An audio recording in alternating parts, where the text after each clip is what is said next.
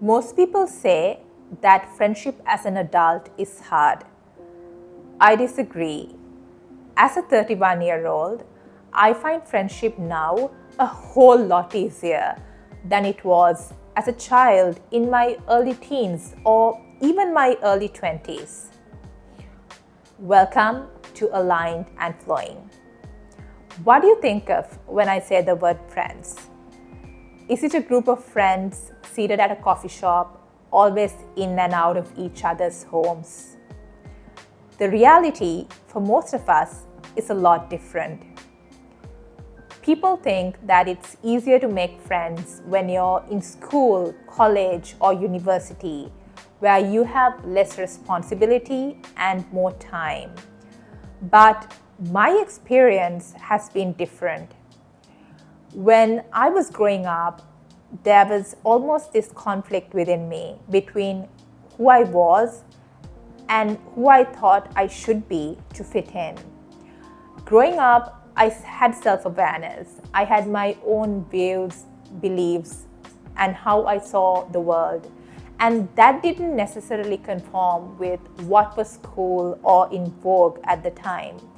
So I was not sure, should I be myself or should I fit in?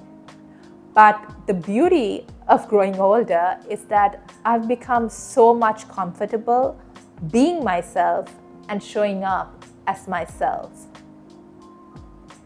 Another barrier that most people think they have is that as we grow older, most of us have established friend groups, and you think that it's hard to break in. Again, this is not necessarily true. There are three aspects to this. One is making new friends, another is maintaining existing friendships, and the third is reconnecting with old friends. So, over the last 2 years, I've made a lot of new friends, and it's truly been very rewarding, and they've broadened my perspective of myself and the world around me. Here are some of the ways that I met and made these new friends. I've started to engage in activities that are truly interesting and fun for me.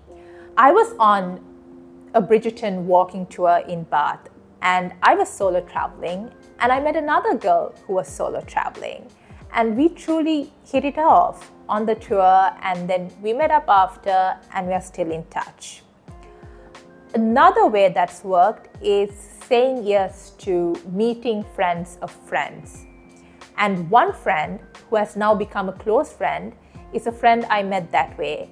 And he has been a huge source of support in my YouTube journey because he's a creator and he's encouraged me not just to start, but he has provided so much support in editing and publishing these videos. I've also made friends by meeting new people at dinners thrown by family friends where I didn't necessarily expect to meet and connect with someone my age, but just started talking, connected well, asked whether she wanted to meet up later, and we exchanged numbers and met for coffee, and it took on a life of its own. Maintaining existing friendships. The friends we met when we were 17 or 20 are going to see so many different phases and versions of us. And this requires you to be open to meeting the different versions of them. Actually, both parties need to be willing to learn the different evolving versions of each other. And you also need to make the time to maintain that friendship. I have friends in very demanding careers who still make the time to text me each day. And I also have close friends who don't live in the same country or even the continent. And that means putting in that time and energy to schedule those calls or try to meet somewhere at least once a year. The other aspect is reconnecting with old friends. I've reconnected with friends from school. Now, these were not necessarily people that I hung out with or even considered close friends back in school, but we reconnected as 30-year-olds. And when you hit this age, you've gone through a certain level of life experience, you're more self-aware, and we were able to connect at a much deeper level than we would have ever been able to in our early years. So here's how I navigate friendship as an adult. I've truly started to be my own best friend. This means showing myself the same level of understanding, kindness, love, and support that I would to my best friends.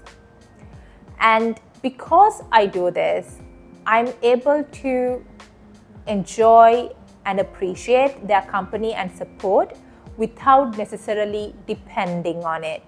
I've also started to really dive into activities, interests that truly spark my curiosity.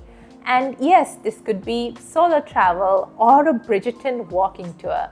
But these are activities that I know that I will find fun.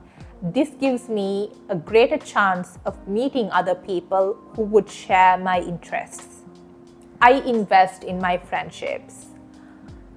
Most people are focused on their careers, their partners, their kids, and their families, and they don't necessarily think of friendship until they're going through something rough. But that's like expecting an emergency fund without saving. It doesn't work that way. If you want to have good friends, you need to make the time for them. And given the amount of time we spend scrolling and streaming, I'm sure we all have the time for that quick text or call to our friends. Or even if you are busy, we can always schedule in a time that works. Taking the initiative. So this is something that I was not truly comfortable in my early years. But I'm doing this now, and many of my friends who have reconnected with me have done this as well. This means if you meet someone new and you hit it off, you ask them whether they would want to connect, exchange numbers, go for a coffee, and see whether you can build that rapport. My friends from school who I've reconnected with have taken that initiative where they've said they wanted to meet me, and we've taken it from there. Friendships need breathing room and space. You need to be willing to meet the ever-evolving versions of your friend, and they need to be open to the same. This makes for a more interesting, dynamic, and sustainable friendship. And remember, you don't necessarily need to understand or agree with their views and beliefs of the world, but sometimes all you need to do is just be open and meet them where they're at. Something I've also learned is not to hold on to any experience too tight. And I read this beautiful Instagram quote where it says to allow experiences to pass through you. I didn't really understand this as a child, and I thought that a good experience, a person, a situation was something that I should hold on to.